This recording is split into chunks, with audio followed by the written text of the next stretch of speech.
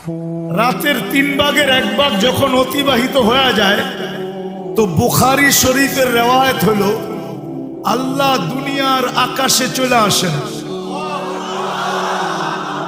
আর আয়েশা ডাক দিতে থাকেন হাল মিন মুস্তাগফির, কে আসিস জীবনের গুনাহ খাতাকে মাফ করাইতে চাও, দুয়া মুইছা জুলিস সাত করাইতে চাও, নিজে নিট এন্ড ক্লিন হইতে চাও, পরিষ্কার পরিচ্ছন্ন হইতে চাও, তাইলে আমি কিন্তু চলে আসছি তোমাদের বাড়ির ছাদে।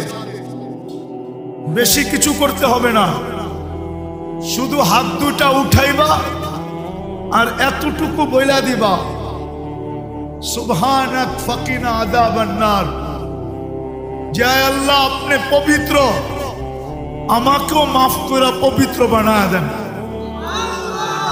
আল্লাহ বলে এতটুকু বলতে দেরি, আমি তোমাদেরকে মাফ করতে দেরি করবো না, কেননা তোমাদেরকে যদি মাফ না করি তাহলে বন্ধুর সাথে আমার অঙ্গীকার আছে, অঙ্গীকার পূর্ণ হবে না। কেননা বন্ধুর সাথে আমার অঙ্গীকার হলো যে কিয়ামতের মাঠে আমি বন্ধুকে লজ্জিত হইতে দিব না। লা ইউখসিকা ফি উম্মতি, আর তোমরা যদি সব গুনার বোঝা নিয়ে উঠো আর আমি যদি মাফ না করলাম তো বন্ধু বলবে আপনি বললেন কি করলেন কি,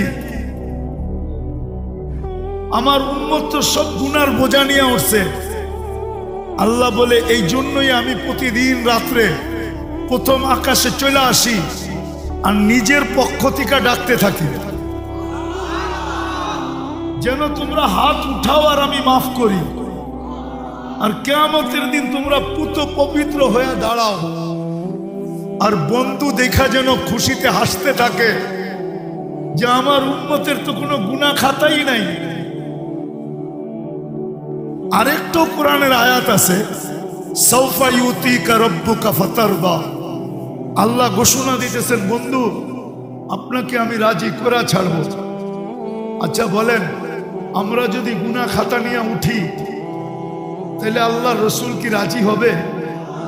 হ্যাঁ, তুই বরাত বাদেই দিলাম, কিন্তু এখন তো আল্লাহ ডাকতেছে মাপ চাওয়ার জন্য, আর আমরা আল্লাহর ঘরে বসে আছি।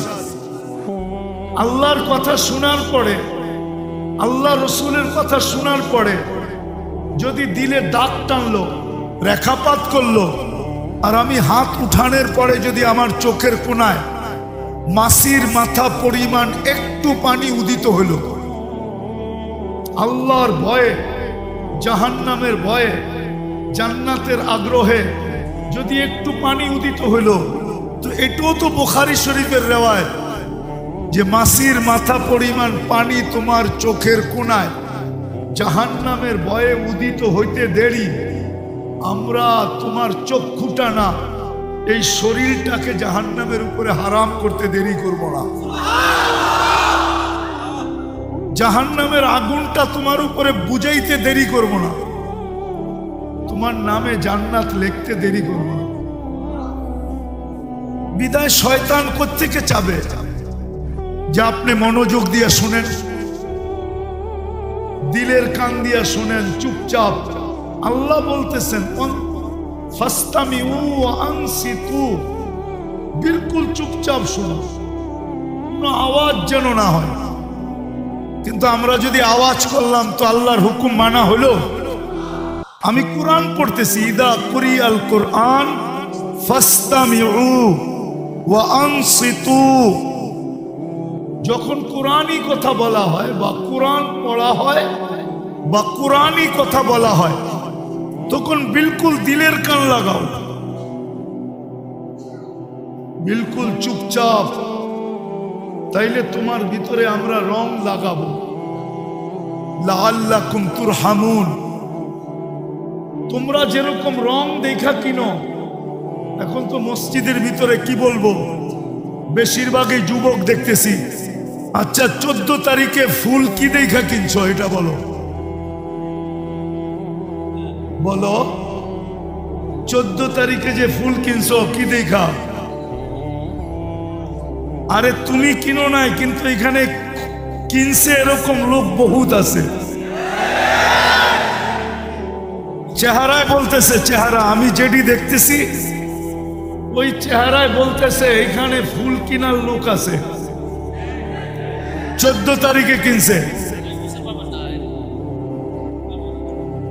তো 14 তারিখে যে ফুল কিনছো তুমি কি দেখা? দুটা জিনিস দেখা কিনছে। প্রথমে তো রঙও দেখছে, ঘ্রাণও দেখছে।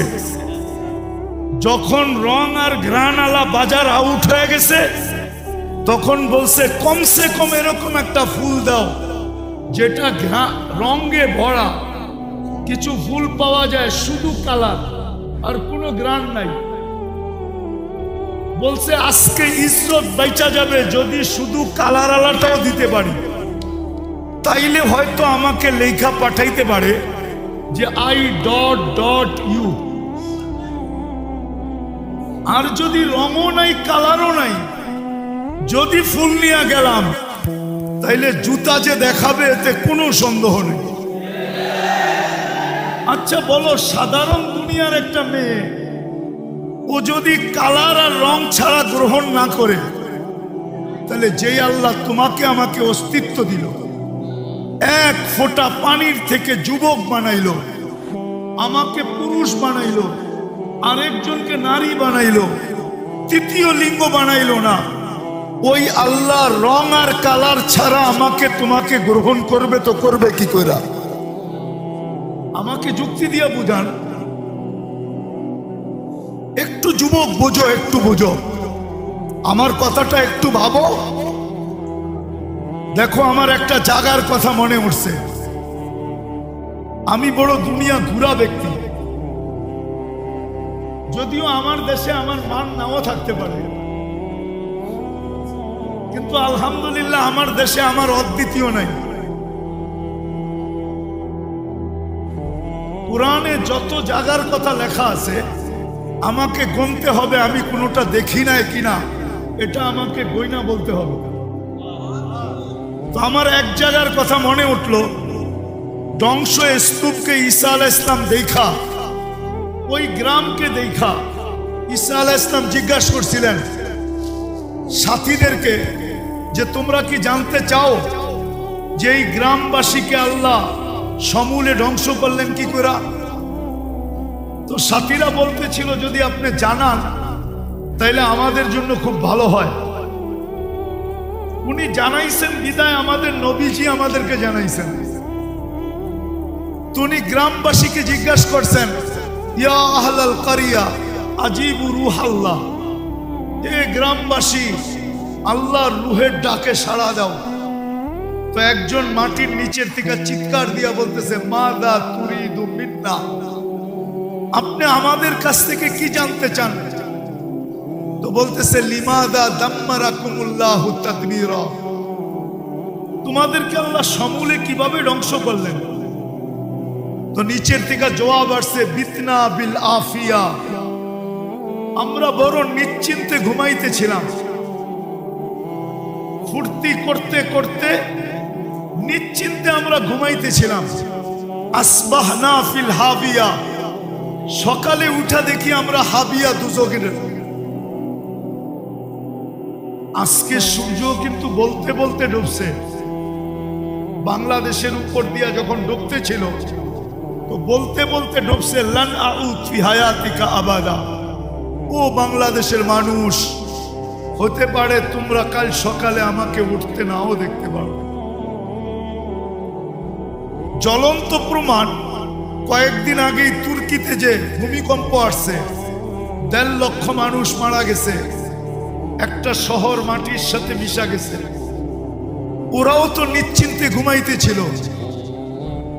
ওরা কি জানতো যে সকালে আর সূর্যকে উঠা দেখবে না?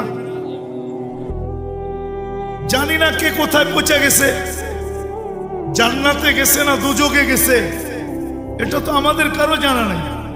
তো যেটা আমি বুঝাইতেছিলাম যে আমাদের ভাবা উচিত, আমি যখন রং আর ঘ্রাণ ছাড়া আর শুধু ঘ্রাণ ছাড়া আমি যদি ফুল না কিনি, তাহলে আমিও তো একটা ফুল।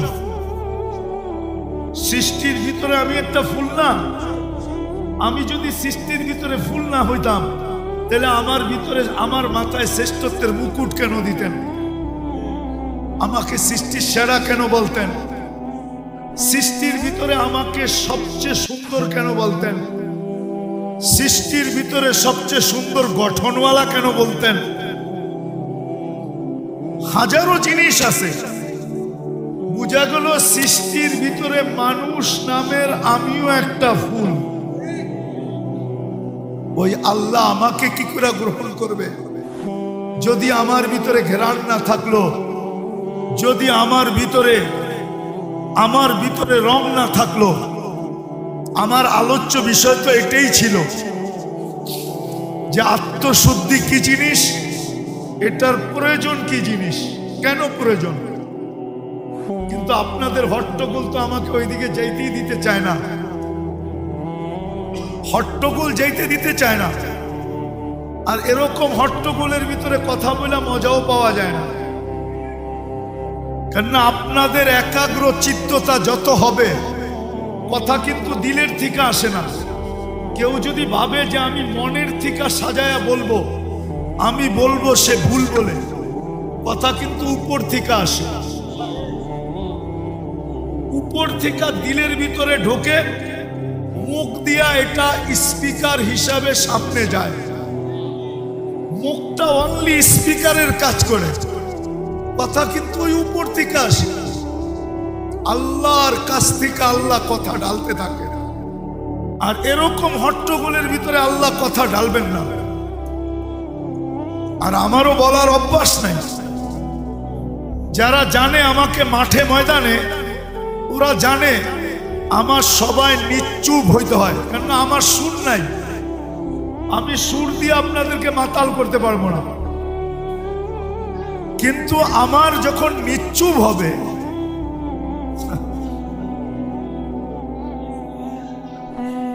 তখন কথা দেখা যাবে উপর থেকে আসবে, আল্লাহ দিলের ভিতরে ঢালবেন। হইতে পারে আজকের মজমা এই রাত্রটা 12টা নামের নামকরণ আছে। এই রাত্রটা শুধু আমরা একটা নাম জানি, 13টা নামে নামকরণ আছে এই রাত্রটা। ওটা আমরা জানি শুধু একটা, কি 12টাই জানি না আমরা। এই রাত্রটাকে 13টা নামে নামকরণ করা হয়েছে বিভিন্ন কিতাবে। আমি আপনাদেরকে বুঝাইতে চাইতেছি, যারা বলে যে এই রাত্রের কোনো অস্তিত্বই নাই, কোনো অস্তিত্ব নাই। আচ্ছা, এই রাত্র কি 2-1 বছর আগের থেকে শুরু হয়েছে? কবের থেকে? আচ্ছা, শাবান কবের থেকে? আগে আসেন শাবান মাসটা কবের থেকে? এটা কার থেকে নির্ধারিত? এটা কি আমরা বানাইছি? হ্যাঁ, কোরআনে আছে ইসনা আশারা শাহরা, 12। তাহলে আমাদের নবীজি শাবান বলে গেছেন, ঠিক না? হ্যাঁ, তাহলে বোঝা গেল নিসফুম মিন শাবান, শাবানের 15 তারিখের রাত্র। এটাকে 13টা নামে নামকরণ করা হয়েছে। আমরা জানি শুধু একটা নাম, কি? লাইলাতুল। 12টাই আমরা জানি না, ঠিক না? নামকরণ কয়টা? 13টা। আপনাদের হট্টগোল কিন্তু আমাকে অনেক দূরে নিয়ে গেছে। 13টা নামকরণের ভিতরে আমরা একটা নাম জানি, আর একটা নাম নিয়েই আমাদের বিভক্তি। কেউ বলে লাইলাতুল বরাত নাই, আমি বললাম ঠিক আছে, একটা নাই, আরো 12টা তো আছে। হ্যাঁ, একটা নাই, আরো 12টা।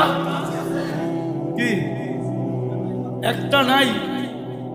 একটা নাই দেখা কি 13টার ভিতর থেকে 13টাই নাই? একটা নাই, কি নাই? একটা নামকরণ নাই, আরো তো 12টা, আরো 12টা নাম আছে। টোটাল নাম হইল এই রাত্রের 13টা। কয়টা? কিতাব ঘাটলে 13টা নাম পাওয়া যায়, 13টা। আমার বিশ্বাস হট্টগোল আমরা এই জন্যই করতেছি, মিডিয়ার যুগ তো, কেউ কেউ ভাবতেছে এই রাত্রের কোনো অস্তিত্বই নেই, বিদায় এই রাত্রের কথা মনোযোগ দিয়ে শুনে লাভটা হবে কি? আমি এই রাত্রের কথা বলতে বসি নাই, আমার আলোচ্য বিষয়টাই হলো আত্মশুদ্ধি। কি? কোরআনের সবচেয়ে বড় কসম আছে, কোরআনের 7টার উপরে কোনো কসম নাই। والشمس وضحاها والنهار إذا جلاها والليل إذا يغشاها والسماء وما بناها والأرض وما طحاها ونفس وما سواها فألهمها فجورها وتقواها قد أفلح من زكاها। 7 কসমের পরে আল্লাহ বলছেন, আমার কাছে তোমাদের কাছে যেরকম প্রথমে তালাশ করো, রঙও লাগবে, গ্রানও লাগবে, কিন্তু রং আর গ্রানওয়ালা মার্কেট আউট, কোথাও পাওয়া যায় না। এখন যুবক তালাশ করতেছে যে একটা রং আলা হইলেও চলবে, নাইলে কিন্তু জুতার বাড়ি, নাইলে কিন্তু গেলেই তো জুতা দেখাবে, ঠিক না? মনে হয় বুঝাইতে পারি না। হ্যাঁ, আল্লাহ বলে 7 কসম খায়া বলতেছেন যে আমার কাছেও কিন্তু রঙও লাগবে, গ্রানও লাগবে, রঙও লাগবে, রঙও লাগবে, গ্রানও, রঙও লাগবে, গ্রানও লাগবে। কিন্তু আল্লাহকে যদি প্রশ্ন করি, আল্লাহ রং গ্রান তো নাই, শুধু রং আছে, আল্লাহ বলে শুধু রং হইলেও চলবে, কিন্তু ওই রংটা আমার বন্ধুর রঙে রঙিন হইতে হবে। ওই রংটা আমার বন্ধুর রঙে রঙিন হইতে হবে, রঙে রঙিন হইতে হবে। একটা কথা বোঝেন, আমি একটা প্রশ্ন করি আপনাদেরকে, আচ্ছা বলেন তো, সাক্ষী ছাড়া কোনো কেস চলে? যদি সরকার বাদী হয় তারপরও লাগবে, সাক্ষী লাগবে। হ্যাঁ, যদি পুলিশ বাদী হয় লাগবে। তাহলে কিয়ামতের দিন তো আল্লাহ বিচার কার্য শুরু করবেন, কিয়ামতের মাঠে বিচার দিনের স্বামী আল্লাহ, ঠিক না? বিচার কাজ আল্লাহ পরিচালনা করবেন, ঠিক না? আল্লাহকে যদি প্রশ্ন করি, আল্লাহ সাক্ষীকে, আপনি যে বিচার কাজ করবেন সাক্ষী কই? জবাব কি আপনাদের কাছে? অনেকে বলবেন সাক্ষী হইল কেরামান কাতিবিন, ঠিক না? ভুল। কেন না? ফেরেশতা মুকাল্লাফ না, ফেরেশতা হুকুমের অধীন না, ফেরেশতা শরীয়তের অধীন না। সাক্ষী এটা শরীয়তের বিষয়, আর ফেরেশতা শরীয়তের কিনা মুকাল্লাফ। কিছু আলেম ওলামা আছেন তো এখানে, বুঝেন তো? ফেরেশতা শরীয়তের মুকাল্লাফ না, তাহলে ওরা সাক্ষী দিবে তো কি করে? ওরা পেপার দিতে পারে কিন্তু সাক্ষী দিতে পারে না, লিখিত পেপারটা দিতে পারে, সাক্ষী দিতে পারে না। তো আল্লাহ বলে আমি সাক্ষী এই উম্মতে মুহাম্মাদীকে নির্ধারণ করছি। আমরা হইলাম কিয়ামতের মাঠের রাজ সাক্ষী। রাজ সাক্ষী বুঝেন? কিছু সাক্ষী থাকে বিলকুল গোপনীয়, এটাকে কি বলে? রাজ সাক্ষী। আমরা হইলাম ওই সাক্ষী। কোরআন বলতেছে শুহাদা আলান নাস, কিয়ামতের দিন আমি তোমাদেরকে সাক্ষী হিসাবে আমার পাশে দাঁড় করাবো। এই জন্য জালালউদ্দিন সুয়ুতী রহমতুল্লাহ আলাইহি মুস্তাকিল একটা কিতাব লেখছেন এই আয়াতের উপরে, শুহাদা আলান নাসের উপরে। উনি মুস্তাকিল একটা ছোট একটা বই লেখছেন, ছোট একটা কিতাব। আপনাকে খুঁজে বের করতে হবে, কিন্তু আমি নাম দিব না, না আমার এটা জীবনের সংগ্রহ, তো সারা দুনিয়া ঘুরা ঘুরে আমি এটা বাহির করছি। ইম্পসিবল।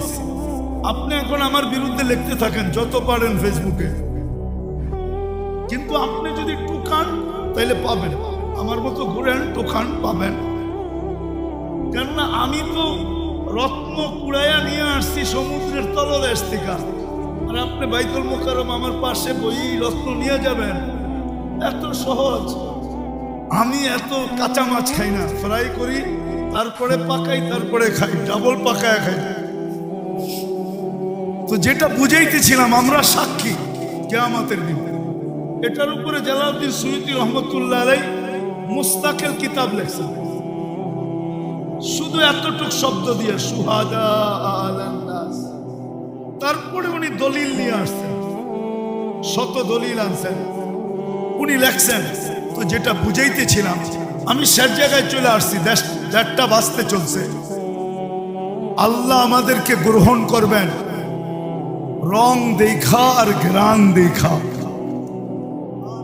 আত্মশুদ্ধি হইল ওই জিনিস, আমি কেমনে আপনাদেরকে বুঝাবো? এখন তো ওই প্রচলন নাই। আগে কালাই করা হতো, কালাই। কালাই চিনেন? হ্যাঁ, কি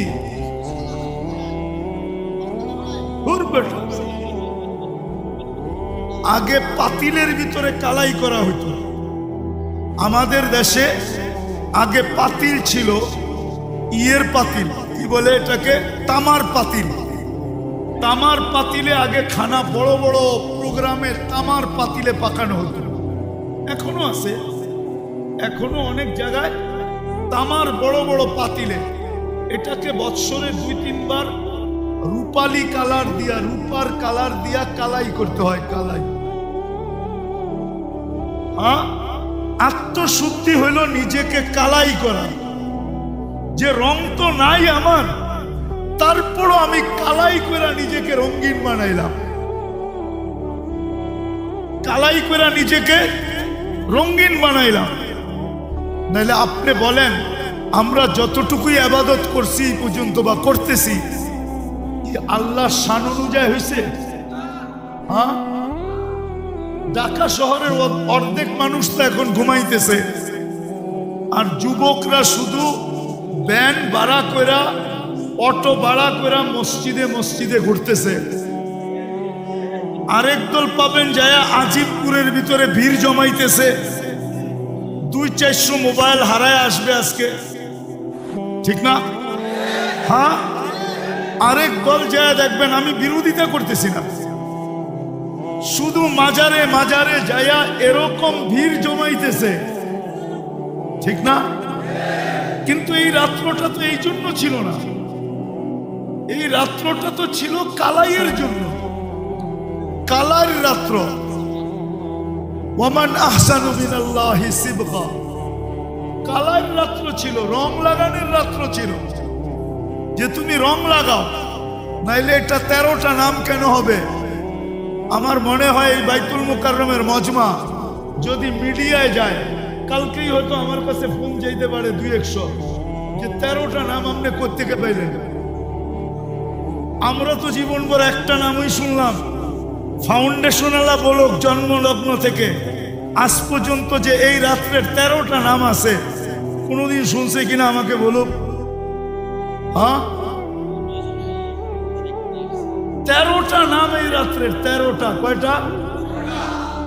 যারা নিষেধ করছে ওরা একটা নিষেধ করছে, এখনো 12টা তার জায়গায় রয়ে গেছে। 12টা তার জায়গায়, 12টা তার জায়গায় আছে, বিদায় এটাকে উড়াইয়া দেওয়া যাবে না। আরেকটা যুক্তি দিতেছি, যদি আপনাদের মনে লাগে। বলেন, ইমাম গজালি রহমতুল্লাহ আলাইহির নাম নিয়া আলেম ওলামা ডেলি যতবার রহমতুল্লাহ আলাইহি বলে, আমি যে বললাম লাইলাতুল বারাত বলতে কিছুই নাই, আমার মৃত্যুর পরে আমার নাম নিয়ে এত লোক কি রহমতুল্লাহ আলাইহি বলবে? হ্যাঁ, রহমতুল্লাহ আলাইহি বলাটা কি নিজের পক্ষ থেকে আসে না ওইখান থেকে আসে? এই দোয়াটা কোত্থেকে আসে?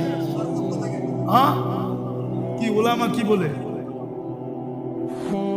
হ্যাঁ, আবুল সামরকান্দি রহমতুল্লাহ আলাইহির নাম নিয়া মনের থেকে রহমতুল্লাহ আলাইহি আসে, ঠিক না? কিন্তু দুনিয়াতে তো এরকমও লোক আছে, এরকমও লোক আছে, এরকমও লোক আছে যাদের নাম আমরা নেই, যাদের নাম আমরা নেই, মুসলমান ছিলেন বটে। ঈশা খান নাম নিয়ে কয়জন রহমতুল্লাহ আলাইহি বলে? ঈশা 12 বুয়ার একজন, ঠিক না? কি 12 বুয়ার? সোনার গায়ে যার রাজধানী, ঠিক না? কয়জন বলে রহমতুল্লাহ আলাইহি? কি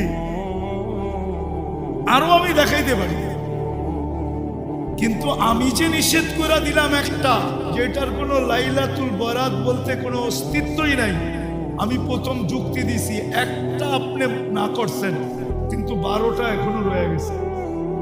কি 12টা এখনো কিতাবের পৃষ্ঠায় রয়ে গেছে, ঠিক না? 12টাকে খণ্ডন করতে আপনার আরো 12 বছর লাগবে। 12 বছরে পারবে না, ঠিক না? দ্বিতীয় হলো যে আমি যে এটাকে নাই বললাম, আমাকে ভাবা উচিত ছিল যে আমি মারা যাওয়ার পরে আমাকে কয়জন রহমতুল্লাহ আলাইহি বলে। আর যারা লেখা গেছেন, যারা প্রমাণ দিয়ে গেছেন, এদের নাম নিয়ে ডেলি কত কোটি মানুষ রহমতুল্লাহ আলাইহি বলে। বাংলাদেশের কোনো আলেম নাই যে ইমাম গাজালি রহমতুল্লাহ আলাইহির নাম শুনবে আর রহমতুল্লাহ আলাইহি বলবে না। আবুল সামরকান্দির নাম শুনবে আর বলবে না। আশরাফ আলী থানভী রহমতুল্লাহ আলাইহির নাম নিবে আর রহমতুল্লাহ আলাইহি বলবে না। হুসাইন আহমদ মাদানী রহমতুল্লাহ আলাইহির নাম নিবে আর রহমতুল্লাহ আলাইহি বলবে না। এরকম লোক খুব কম আছে, খুব আলেম কম আছে, ঠিক না? কি বলেন? আরো যত আছে। দ্বিতীয় আরেকটা কথা হলো, বলেন শয়তানের হাত থেকে নিরাপদ একমাত্র কে? নবীরা হইল মাসুম, নিষ্পাপ, আর সাহাবারা হইল শয়তানের হাত থেকে নিরাপদ। ওনাদেরকে বলা হয় মাহফুজ। ওনারা কি নিরাপদ, ঠিক না? আর আমি কি নিরাপদ? আমি কি নিরাপদ না? আমি যতদিন পড়তেছিলাম, আমার সাথে যেটা আছে, ও কি ট্যাবলেট খায় ঘুমাইতেছিল না বাবা খায়া ঘুমাইতেছিল? ও তো আমার সাথে পড়তেছিল, ঠিক না? হইতে তো পারে এই কথাটা আমার না হইয়া আমার সাথে যেটা আছে, যার হাত থেকে আমি নিরাপদ না, কথাটা হয়তো ওরও হইতে পারে। মনে হয় বুঝাইতে পারি, বুঝাইতে পারলাম? ওর পক্ষ থেকেও হইতে পারে, ঠিক না? পরে হয়তো দেখা যাবে এটা স্লিপ অফ টাং, আমার কথাটা স্লিপ হয়ে গেছে। স্লিপ অনেক সময় হয় না, কথা কি হয়ে গেছে? স্লিপ অফ টাং, মুখ ফসকায় কথাটা বাহির হয়ে গেছে। কিন্তু মিডিয়ার যুগ, এই যে আমি বলতেছি, মিডিয়া তো চালু আছে, ঠিক না? এটাও তো সারা দুনিয়া ছড়ায় যাবে, জানাবে না? কালকেই দেখা যাবে এটা কত হিডিং এ আসতেছে, একটু পরের থেকে শুরু হবে এটা চলা। তো বিদায় যেটা বুঝাইতে চাইতেছিলাম, এই রাত্রটা বিলকুল উড়ায় দেওয়ার রাত্র না, যেটাকে আমি উড়ায় দিব। হ্যাঁ, এটাও সত্য, আমাদের ভিতরে কিছু লোক আছে যারা এই রাত্রটাকে এতটুকু অতিরঞ্জিত করছে যে করতে করতে করতে করতে এরকম একটা স্তরে নিয়ে গেছে যে কিছু মানুষের আঙ্গুল এটার উপরে উঠা গেছে। আর উঠানোটা উচিত ছিল, কি উঠানোটা উচিত ছিল অতিরঞ্জিত করার কারণে। যেমন আল্লাহ রাসূল সাল্লাল্লাহু আলাইহি ওয়াসাল্লাম বলছেন যে আমার প্রশংসা এতটুকু করো না, আমার প্রশংসা এতটুকু করতে করতে করতে করতে আমাকে আল্লাহ পর্যন্ত নিয়ে যায় না। এই জন্য উনি বলছেন লা তাজআল কবরি ওয়াসানা, আমার কবরকে কিন্তু মূর্তি বানায়ও না। লা তাজআলনি কবরান কবরি ইউবাদ, আমার কবরকে পূজার জায়গা বানাও না। অনেক কথা বলছেন, মেরে হাত সে মেরা রুতবা না বাড়ানা, বাড়াকর বহুত তুম না মুঝকো ঘটানা। আমাকে যতটুকু আল্লাহ স্থান দিছেন ওই পর্যন্ত রাখো, এর চেয়ে উপরে নিয়ে যাও না। উপরে নিয়ে গেলে দেখা যাবে আমার মর্যাদা বাড়ানো হয় নাই, বরং আমার মর্যাদাকে তোমরা কমায়া দিছো। তো আসলে আমাদের ভিতরেও কিছু লোক আছে যারা এই রজনীটাকে এতটুকু বাড়ায়া দিছে, বাড়াইতে বাড়াইতে বাড়াইতে বাড়াইতে বাড়াইতে বাড়াইতে এত কিছু এটার ভিতরে ঢুকায়া দিছে যে এখন কিছু লোক আঙ্গুল উঠানো শুরু করছে।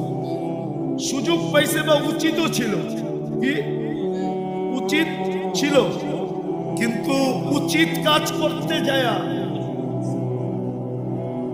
আঙ্গুল উঠাইতে যায়, এটাই বলতেছে, আঙ্গুল উঠাইতে যায় এত দূর উঠায়া দিছে যে এখন এটার অস্তিত্বই বিলীন হয়ে গেছে। তাইলে এটাও ঠিক না। যা হোক, যেটা বলতেছিলাম এই রাত্রটা, আমি যেটা বলতেছিলাম, আল্লাহ কিন্তু আমাদেরকে গ্রহণ করবে রং দেখা আর গ্রান দেখা। আত্মশুদ্ধি হইল রং আর গ্রানের কি সংমিশ্রণ, রঙও আবার কি গ্রানও, রঙও গ্রানও। দেখেন শাহজালাল রহমতুল্লাহ আলাইহির কাছে কিন্তু কিছুই ছিল না, শুধু একটা জায়নামাজ ছিল। কি ছিল? কোনো তীর ছিল না, তলোয়ার ছিল না, টাল ছিল না, সরকি ছিল না, কোনো বোম ছিল না, টোম ছিল না। কিন্তু উনি সিলেট বিজয় করছেন না, করেন না? কি দিয়া? শুধু জায়নামাজ, শুধু জায়নামাজটাই হইল আত্মশুদ্ধির রং আর কালারের বিস্ফোরণ। বিস্ফোরক ছিল এটা, এটা জায়নামাজ ছিল না, এটা বিস্ফোরক ছিল, বিস্ফোরণ ছিল। ওনার আত্মশুদ্ধির কারণে, রং আর ঘ্রাণের কারণে যখন রাজা গোর গোবিন্দ দেখছে যে পানির উপর দিয়া জায়নামাজে বৈশা পার হইতেছে, তো ও বুদ্ধিমান ছিল, ও বুঝা ফেলছে মাত্র আমাকে জায়নামাজ দেখাইছে, কিন্তু জায়নামাজের মালিক দেখায় নাই। যদি জায়নামাজের মালিক দেখায় দেয় তাইলে কিন্তু আমার অবস্থা আরো খারাপ হবে। বিদায় বাবা, জানিয়া পালাও, জানিয়া পালাও। তো আজকের রাত্রটা আসলে ওনারা যে পয়েন্টটা নিছে 13টার ভিতরে এটাও একটা, যে আজকে রাত্র 13টা নামের ভিতরে এটাও একটা, যে আজকের রাত্রটা হলো কালাইর রাত্র। কালাই সিবগাতুল্লাহ, অনান আহসানু মিনাল্লাহি সিবগা, এটা আপনারা বুঝবেন। বালা